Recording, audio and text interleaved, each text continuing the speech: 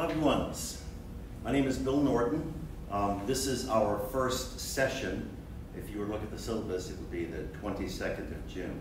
So this is session 1 for Management 3130. I'm recording in one of our classrooms today in the Parker College because I need access to our projection tech. I have 3 things in mind that we're going to do today. I'll introduce myself briefly. That won't be important.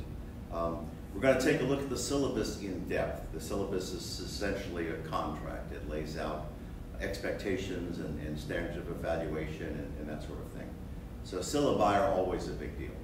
And then we're going to take a short look at what's on Folio, because Folio is one of the 2 platforms that I will be using to deliver this material during the summer session. So the short intro, I've been a member of this faculty for 12 years. It is a delight to be here. Academia is my 3rd career. I spent 4.5 years on active duty in the Army. I'm an infantryman who has gone to war. I had the extreme good fortune to lead a reconnaissance platoon for most of a year in the central highlands of Vietnam.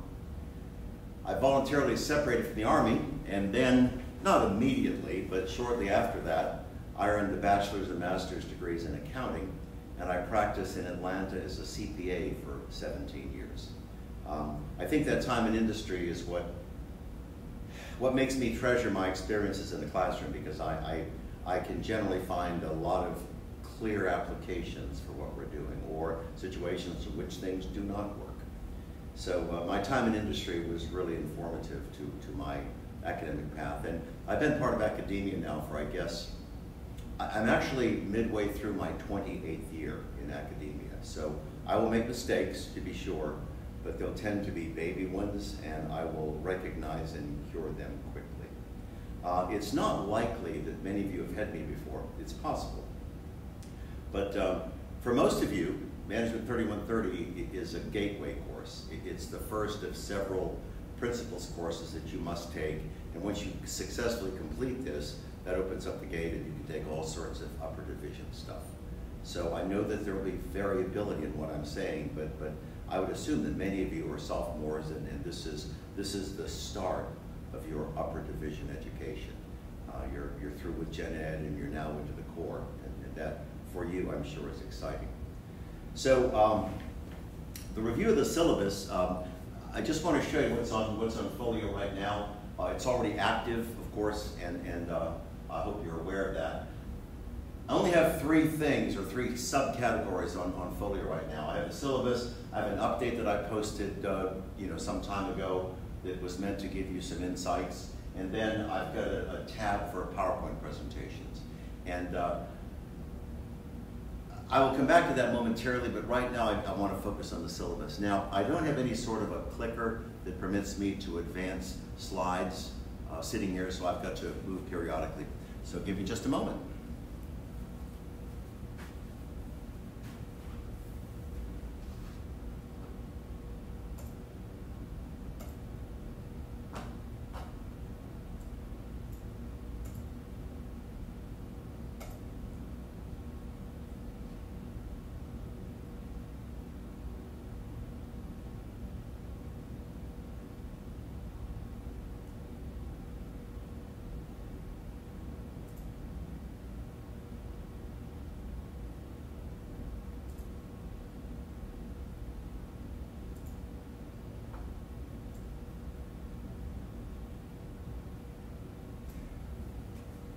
So there are a couple of things here I want to key on at the very first page of the syllabus.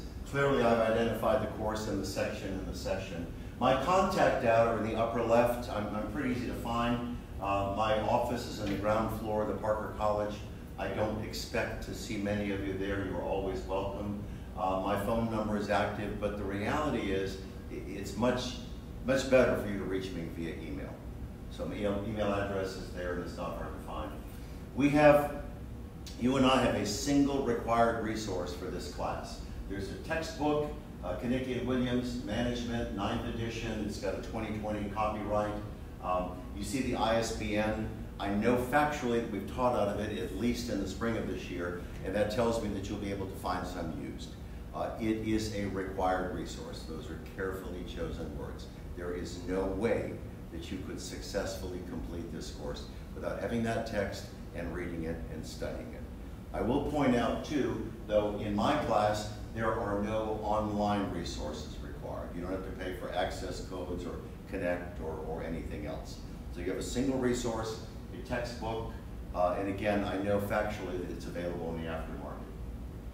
I don't want to say that the learning objectives are irrelevant. They are not, but they exist because the dean wants those things shown in our syllabi, because that's the basis where we assess success in a course. So I'm not going to spend a lot of time here. Let me scroll down and see what's next.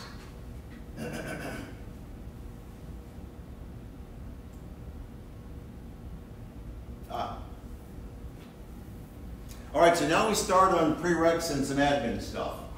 I assume that Wings is successful in permitting people to either register for courses for which they're eligible or not. I know that sometimes there are bumps in the road.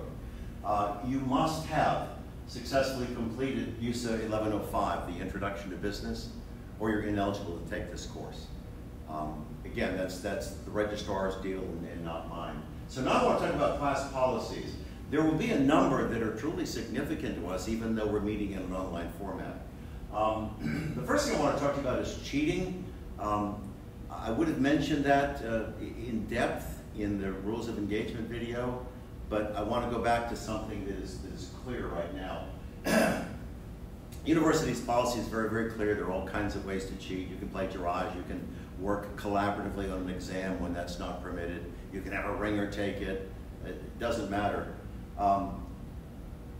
If you cheat, no matter what the form is, and I have anything that is evidential, I will never operate on speculation or gossip or anything like that. But if you violate our honor code and I have anything that is evidence that you did that, I'm not going to give you a 0 on that assignment.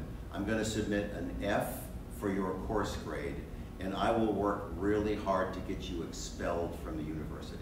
And of course, you can file a grade appeal, and we'll see how that works out. But I have absolutely no tolerance for cheating. If you're an ethical rat, you need to take somebody else's class. So again, this just kind of revisits what we talked about in the rules of engagement video. So let me go on now to other admin things.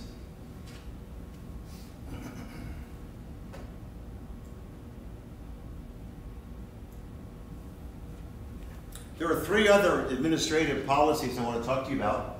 The first is, you see the topical sentence in that top paragraph: attendance for all scheduled classes is mandatory. I won't see you in a classroom, and that is unfortunate. I genuinely miss interactions.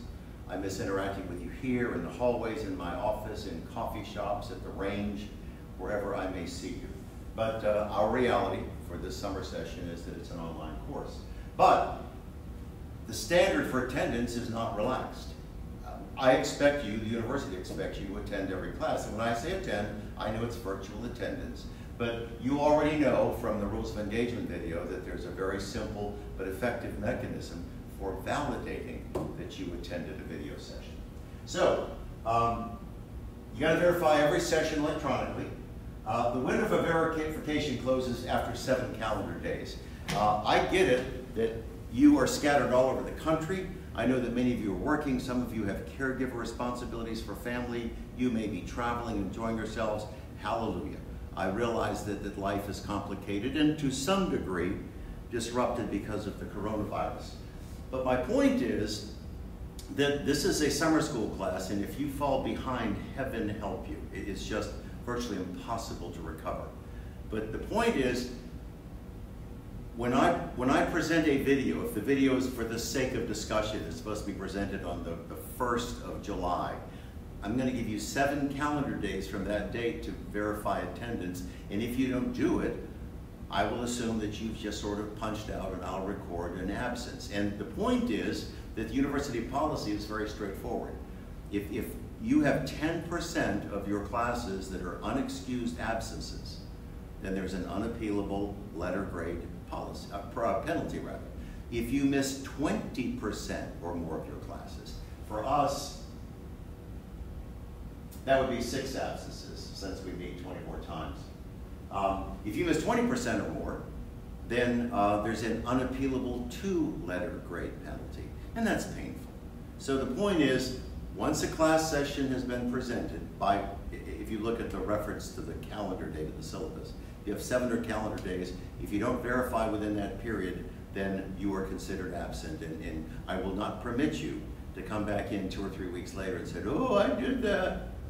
Now, I presented the university policy on excused absences. There are essentially 4 things that would permit you to have an excused absence. One is your documented illness, and I get that, and it takes so many forms.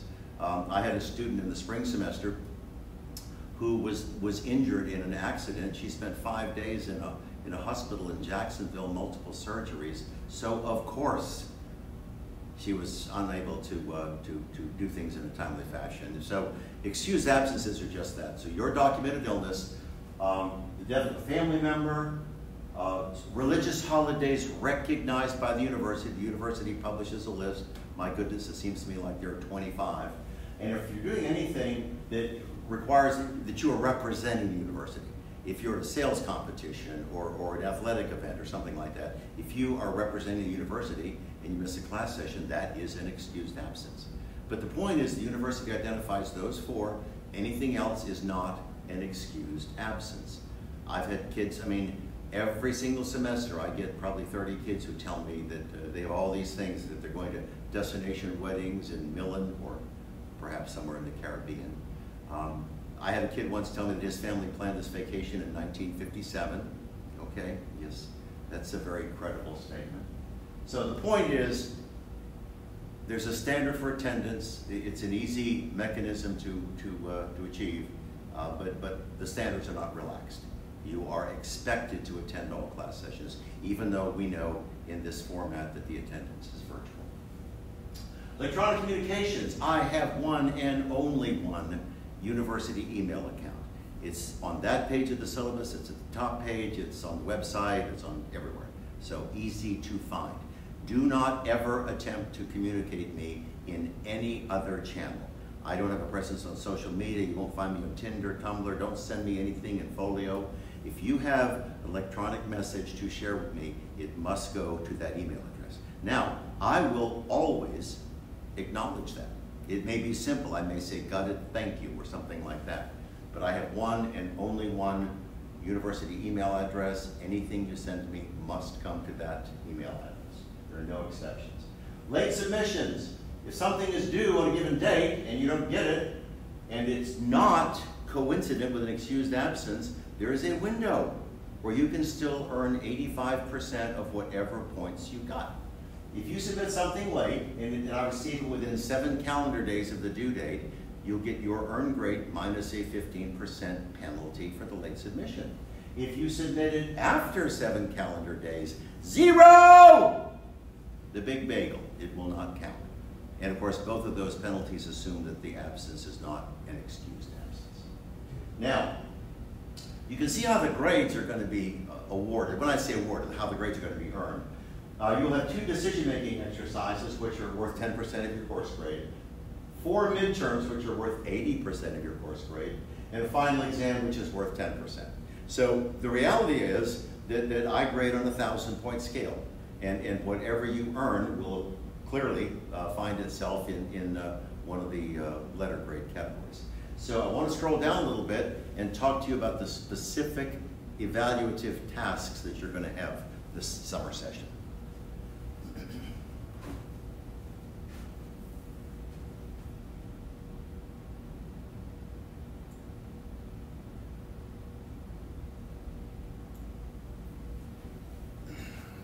So, decision-making exercises. There will be 2.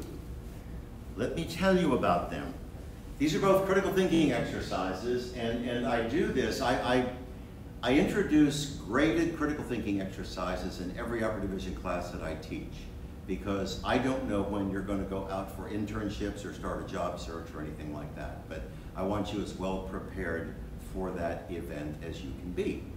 And you may know what I'm about to say to be true, or it may be news. But here is a reality. Every single, the reason companies bring you to their corporate campus for a site visit, for that final stage of the interview, is not to find out that you're cute or you've got wonderful social skills. They are doing something called assessment. They're assessing your potential to join that organization and make a contribution.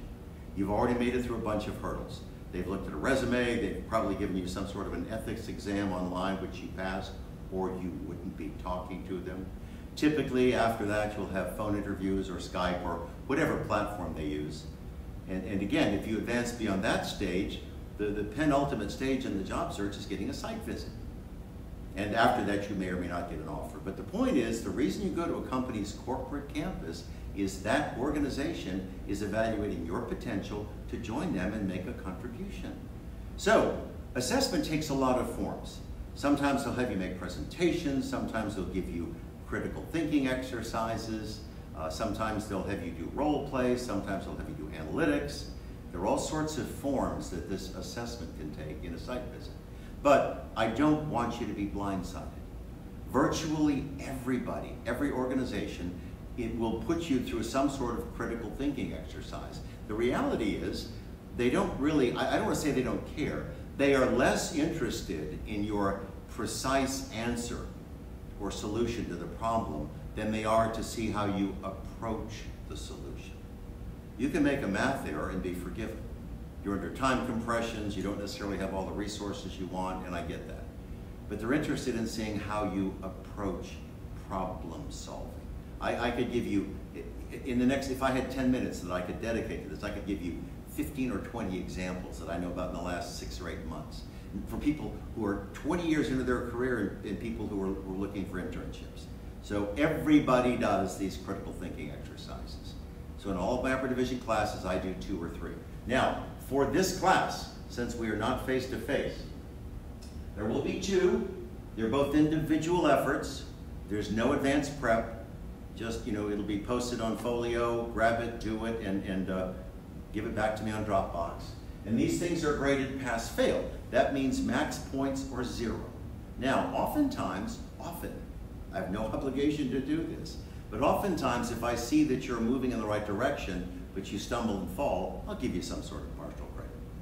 But the reality is these things are pass or fail, 0 or max points. And the max points for each of these would be 50 since the 2 of them aggregate to 100. Now,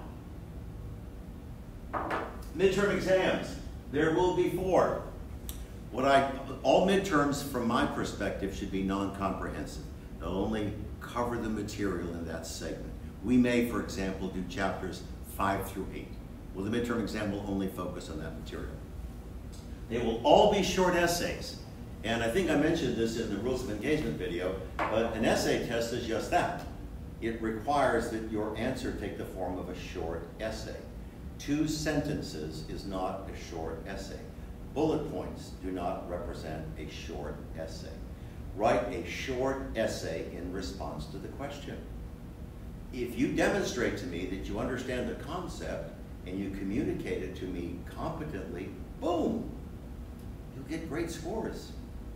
So essay tests are just that. Here's a related comment, and I don't remember if I mentioned this earlier. Because we are online, the opportunities for cheating are just stunning. And I can't stop cheating, but I can certainly punish it if I find it. So here's my reality on these essay tests. Every question that you will see in this semester is original. I've never used it in any other exam in an online course, and I'll never use it again. So you will not be able to pull up the exam and go to those cheating websites like Chegg or Course Hero or any of those other rat holes, or check with your fraternity's database to see if Norton's midterm 3 is in it. There may be stuff out there with my name on it, but every question for every exam in my online courses is original. I use it once and never again. So you simply need to answer it competently and not devolve into that world where you're an ethical rat. Of course, you can use all resources. I've had students tell me, and this does not distress me at all, that they'll be doing an essay test and they'll remember, for example, that I talked about franchising in another session. and they'll stop working on the test, go review that video and come back. You have your notes, your textbooks, access to the videos, all resources, but this is an individual effort. We know about how people get together for Zoom meetings, and heaven forbid, if I see, and I've seen this, if I see multiple exams with identical answers, I will come down on you like the hammer of Thor.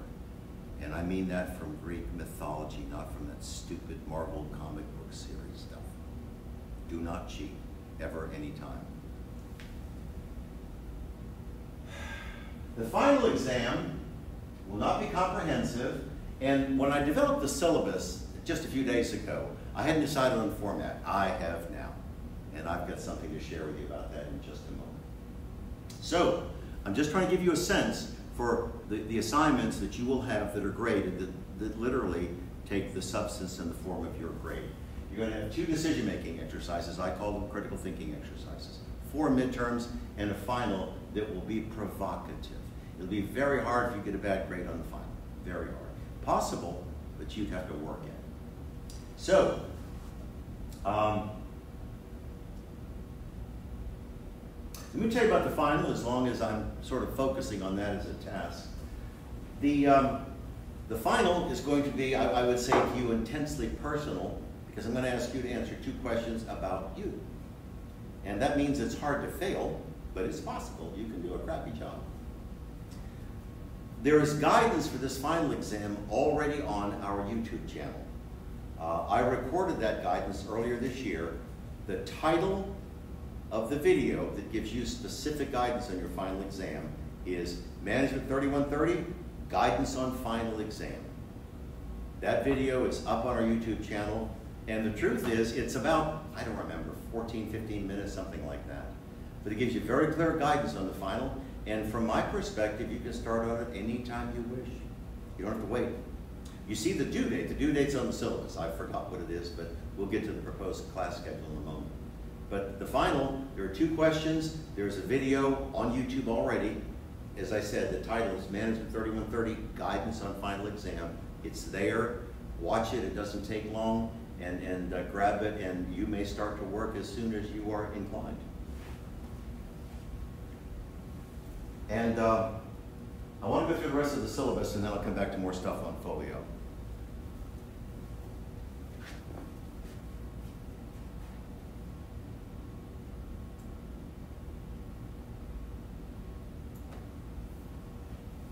Now, you see the session number at the top left? Every one of our classes has 2 identifiers. There is a session number, the number that you see that is presented parenthetically. And like right now, we are in session 1. Gee, imagine that. If we were meeting face-to-face, that would be on 22 June.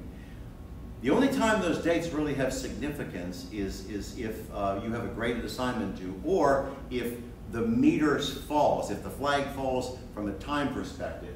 And for example, your midterm 1 is if we were face-to-face would be on 29 June.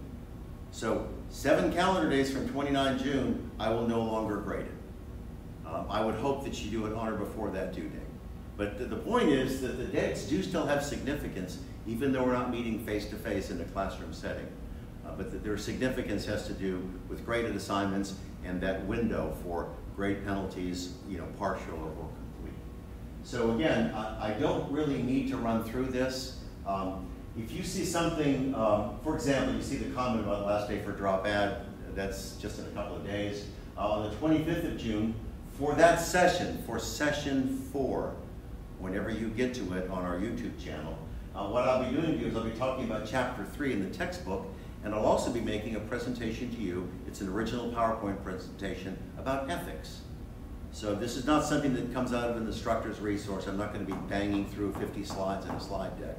I have a PowerPoint presentation for you where I sort of bring to life some of the things that the significance of ethics, of course, is not just your behaviors, our behaviors, but it's how ethics literally fold into our decision-making in an organizational context. That is why in any upper division class I teach, there's almost always a short module in ethics, because ethics literally are embedded in our decision-making.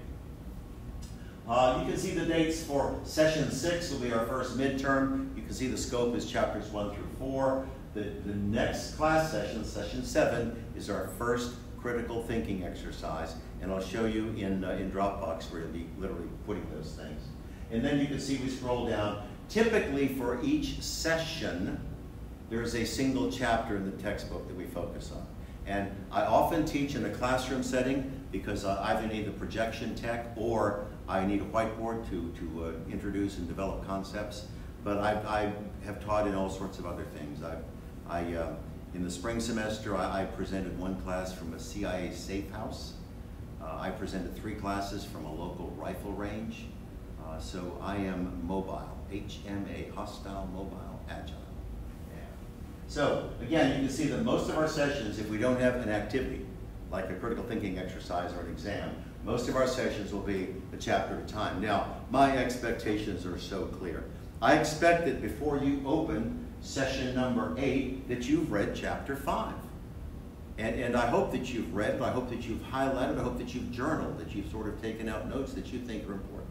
Because that's exactly the way I deliver the content to you, and that's the basis for me literally writing the questions for the essay exams. I do the same thing that I ask you to do. I read the chapter, highlight it, grab some concepts out that I think are important that need emphasis. And then from whatever I present in these classroom videos, that sort of represents the domain from which I'll develop the test questions. So, wanted you to just kind of get a look at this, and I'm going to scroll down. I think there's maybe one more page.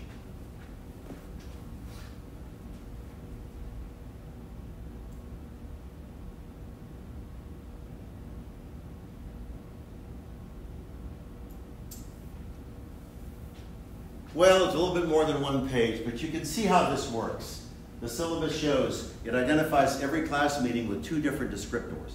There's a session number, which you see parenthetically, and then there's the date that the material either would be due or the date that we would deliver it if it were in a classroom setting. And you can see the different activities. You can see midterms and critical thinking exercises and chapters. In here, there's one PowerPoint presentation. The midterm, the 4th midterm, will be on our last scheduled day of class, and the final exam is due on 23 July. As I told you a few minutes ago, once you've had a chance to view that video, the guidance on final exam, if you wish, you can start it then. You can submit it at any time. And it won't be difficult in the sense of you doing research or reading or anything else, but you will have to reflect. It is highly introspective because it asks you profoundly important questions about you. And you'll see that soon. So, those are the things that I wanted to talk to you about on the syllabus. So I'm going to jump now to Dropbox. Let me close this.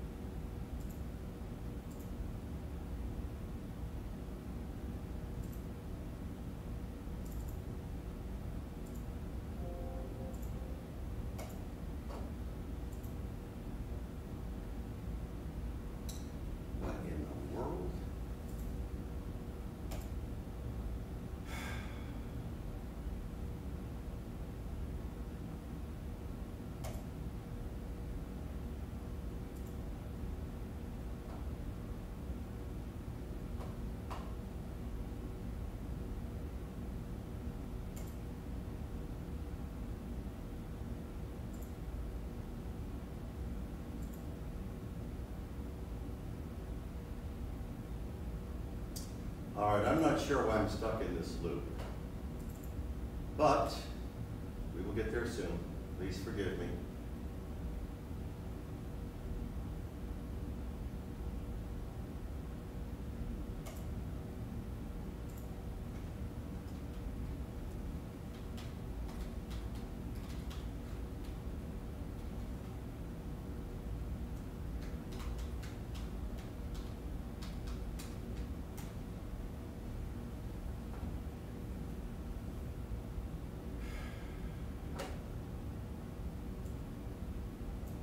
So now, I'm on the My Georgia Southern homepage, and we're going to go to Dropbox for your class.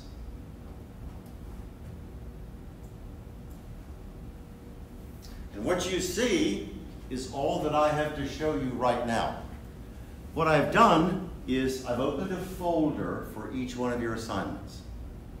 You can see that there's a folder for each of your 4 midterms, there's one for the final, there are 2 for the 2 critical thinking exercises, and clearly, when you are ready, what you will do, with the exception of the final exam, which is a document that you will just write on your laptop, desktop, whatever you're writing it on, is you go to Folio. That's where I will be posting the critical thinking exercises in the midterms. You grab the exam, complete it on your device, and then you simply come here, and when you open that, you have an opportunity just to upload it, just to literally upload and grab the file and post it there. And I'll grade them, and of course, you will get your grades in real time. The moment I open it and grade it, I'll give you the feedback. I'll give you the score and publish it. Just you, privately, it'll just go to you. So the point is that all the graded assignments, except for the final exam, will be loaded to Folio. On or before the due date, grab them, complete them on your device, and then simply upload them to the appropriate folder on Dropbox. There's nothing more I need to say now, because as I said, I've created a folder for each of your graded assignments.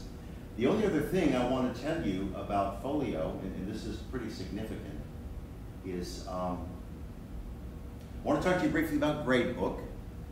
The short version is I will not be using it. I disapprove of the way Gradebook is designed, and the reason I do that is if any assignments are weighted, that weight has to be put into the original score. I can remember a situation where, gosh, what was this is from memory. I don't have the data in front of me. But I had a situation where my students were taking 3 midterm exams, and for that particular course, I was weighting the exams at 1/2 of the class grade. So 300 raw points, it literally transitioned into 500 weighted points for the course grade. Well, the way that you get from 300 to 500 is you sum up the scores and you multiply them by 1.67. Okay, that's 4-function math, so there's no rocket science involved. But the reason, one of the many reasons that I won't use Gradebook, is when it is set up, it has to reflect that weighting. And I had a student who had earned a 56 on the exam.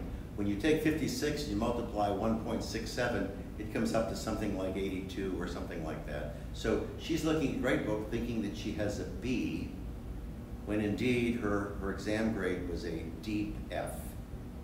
So I will not use Gradebook anytime, any reason. I have no reason to.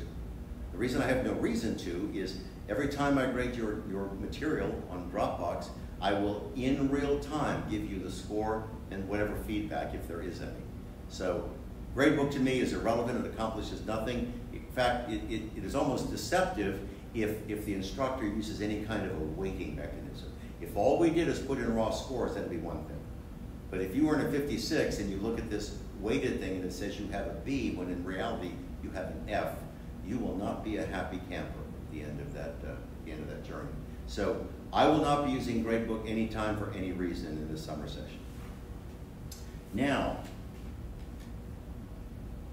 those 3 things, my brief introduction, sort of a deep review on the syllabus, and then this casual sweep of both Folio and Dropbox, represent all I really wanted to accomplish today.